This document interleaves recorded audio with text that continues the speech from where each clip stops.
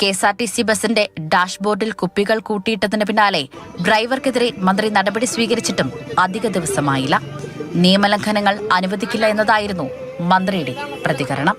വളരെ നല്ല കാര്യങ്ങൾ തന്നെയാണ്. നിയമലംഘനങ്ങൾ അനുവദിക്കില്ല, നിയമം പാലിച്ച് തന്നെ വാഹനം ഓടിച്ചാൽ മതി എന്ന് തന്നെയാണ് അദ്ദേഹത്തിൻ്റെ ഒരു ഭാഷ്യം, അല്ലെങ്കിൽ അതാണ് അദ്ദേഹത്തിൻ്റെ നിലപാട്. അത് നല്ല ഒരു പരിപാടി തന്നെയാണ്, പ്രവൃത്തി തന്നെയാണ്. പക്ഷേ എല്ലാ കാര്യങ്ങളിലും ഈ രീതിയിലുള്ളൊരു ഇനിഷ്യേറ്റീവ് എടുത്തുകൊണ്ട് എല്ലാ കാര്യങ്ങളും വേണ്ട രീതിയിൽ ചെയ്യണമെന്നുള്ളത് ഈ ഒരു സമയത്ത് ഞാൻ പറയുകയാണ്. ചില ആളുകളിൽ മാത്രം ഒതുങ്ങി നിൽക്കാതെ, ഈ സ്വകാര്യ ബസ്സുകൾക്കെതിരെ മാത്രം ആക്ഷൻ എടുക്കാതെ KSRTCയിലുള്ള ആളുകൾ കാണിക്കുന്ന പരിപാടികൾക്കും വൃത്തികേടുകൾക്കുമൊക്കെ മറുപടി കൊടുക്കണം, അല്ലെങ്കിൽ അതിനോട് നിങ്ങൾ നടപടി എടുക്കണം എന്നുള്ളത് ഞാൻ ഈ ഒരു സമയത്ത് പറയുകയാണ്.